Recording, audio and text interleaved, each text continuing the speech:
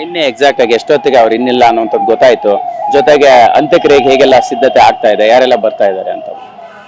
ನಿನ್ನೆ 10 ಗಂಟೆಗೆ ಆಗಿದ್ದು ಅಂತ ಅವ್ರ ಬ್ರದರ್ ನನಗೆ ಫೋನ್ ಮಾಡಿ ಹೇಳಿದ್ರು. ಮೇಡಮ್ ಈ ತರ ಆಗಿದೆ ಅಂತ. ಅವ್ರು 10:30ಗೆ ಫೋನ್ ಮಾಡಿದ್ರು. 10:30 10:45 ಇರ್ಬೋದು. ಸ್ವಲ್ಪ ಎಲ್ರಿಗೂ ಹೇಳ್ಬಿಡಿ ಮೇಡಮ್, ಎಲ್ಲ ಕಡೆ ಮೆಸೇಜ್ ಹಾಕ್ಬಿಡಿ ಅಂತ ಹೇಳಿದ್ರು. ಸೊ ನಾನು KTV ನಮ್ಮ ಸಂಘಗಳಿಗೆ, ನಮ್ಮ ಗ್ರೂಪ್ಗಳಿಗೆ, ನಮ್ಮ ಕಲಾವಿದರ ಗ್ರೂಪ್ಗಳಿಗೆ ಎಲ್ಲದಕ್ಕೂ ನಾನು ಮೆಸೇಜ್ ಕೊಟ್ಟೆ. ಸೊ ಇನ್ನೊಂದಷ್ಟು ಕಲಾವಿದರುಗಳು ಬರ್ಬೋದು. ಸಡನ್ಲಿ ಆಗಿರೋದ್ರಿಂದ ಎಲ್ಲ ಶೂಟಿಂಗ್ ಕಮಿಟ್ ಆಗಿರ್ತಾರಲ್ಲ ಪಾಪ, ಅವ್ರವ್ರದ್ದು ಏನೋ ಪ್ರಾಬ್ಲಮ್ಗಳಿರುತ್ತೆ. ನಾವೊಂದಷ್ಟನ್ನ ಬಂದಿದ್ದೀವಿ, ಇನ್ನೂ ಬರ್ತಾರೆ ಅಂತ ಅನ್ಕೊಂಡಿದ್ದೀನಿ ಸರ್, ಬರ್ಬೋದು. ಈಗ ಕೊನೆದಾಗಿ ಏನ್ ಹೇಳಿದ್ರು, ಏನ್ ಮಾತಾಡಿದ್ರು ಇತ್ತೀಚೆಗೆ ಮಾತಾಡೋ ಟೈಮಲ್ಲಿ ಅಂತ ನಿಮ್ಗೆ ಮೇಡಮ್? ಮಾತಾಡೋ ಟೈಮಲ್ಲಿ ಅದೇ ಮೇಡಮ್ ನೀವು ಬಂದ್ರಿ ಅಲ್ಲಿ ಪಾಪ ನಾನು ಹುಷಾರು ಆಗ್ತೀನಿ, ಇಲ್ಲಿ ಚೆನ್ನಾಗಿ ನೋಡ್ಕೋತಿದ್ದಾರೆ ಅನ್ನೋ ಥರ, ಫುಡ್ ಎಲ್ಲ ಚೆನ್ನಾಗಿ ತಿಂತಾ ಇದ್ದೀನಿ. ಅಲ್ಲಿ ಕೇರ್ ಸೆಂಟ್ರಿಗೆ ಹೋದಾಗ ಹೇಳಿದ್ರು ಮೇಡಮ್ ನಾನು ಹುಷಾರಾಗ್ತೀನಿ, ಫುಡ್ ಎಲ್ಲ ಚೆನ್ನಾಗಿದೆ, ಅಲ್ಲಿ ಚೆನ್ನಾಗಿ ತಿಂತಾ ಇದ್ದೀನಿ ಅಂತೆಲ್ಲ. ಅವರಲ್ಲಿ ಒಂದು ಹೋಪ್ ಇತ್ತು, ನಾನು ಹುಷಾರಾಗ್ತೀನಿ, ಬಂದೇ ಬರ್ತೀನಿ, ನಾನು ಎದ್ದು ನಿಲ್ತೀನಿ ಅನ್ನೋದಿತ್ತು. ಬಟ್ ಇವತ್ತು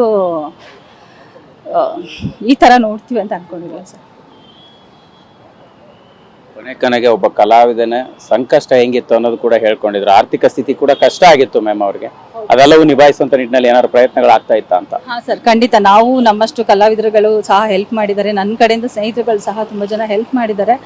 ನಮ್ಮ ಕೈಲಿ ಏನಾಗುತ್ತೋ ಅಷ್ಟು ಸಹಾಯನ ಅವ್ರಿಗೆ ಮಾಡಿದೀವಿ. ಪಾಪ ಇಲ್ಲಿ ಹಾಸ್ಪಿಟಲ್ ಕೂಡ ಬಿಲ್ ಅಷ್ಟಾಗಿದೆ. ನನಗೂ ಫೋನ್ ಮಾಡ್ತಾನೆ ಇದ್ರು, ಮೇಡಮ್ ಅಷ್ಟು ಬಿಲ್ ಆಗ್ತಿದೆ, ಯಾರನ್ನಾದ್ರೂ ಸಹಾಯ ಮಾಡಿಸಿ ಅಂತ. ನಾವುಗಳು ಅಲ್ಲಿ ಇಲ್ಲೆಲ್ಲ ಸೋಷಿಯಲ್ ಮೀಡಿಯಾದಲ್ಲೆಲ್ಲ ಶೇರ್ ಮಾಡಿದ್ವಿ.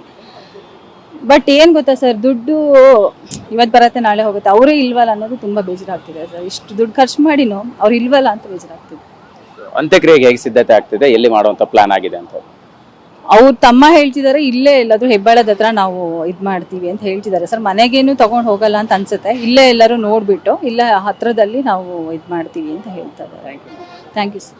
ಇದಿಷ್ಟು ನಟಿ ರಾಧಿಕಾ ಶೆಟ್ಟಿ ಅವರ ಮಾತಾಗಿರ್ತಕ್ಕಂಥದ್ದು. ಅಂದ್ರೆ ಅವರ ಅನಾರೋಗ್ಯದ ವಿಚಾರವಾಗಿ ಆಗಿರ್ಬೋದು, ಮತ್ತೆ ಅವರ ಜೊತೆಗಿನ ಒಡನಾಟದ ಬಗ್ಗೆ ಆಗಿರ್ಬೋದು, ಕೊನೆ ದಿನಗಳ ಬಗ್ಗೆ ಆಗಿರ್ಬೋದು, TV9 ಜೊತೆ ಮಾತನಾಡಿರ್ತಕ್ಕಂಥದ್ದು. ಕ್ಯಾಮ್ರಾ ಪರ್ಸನ್ ರಘು ಜೊತೆ ಮಾಲ್ತೇಶ್ ಜಗ್ಗೇನ್, TV9 ಬೆಂಗಳೂರು.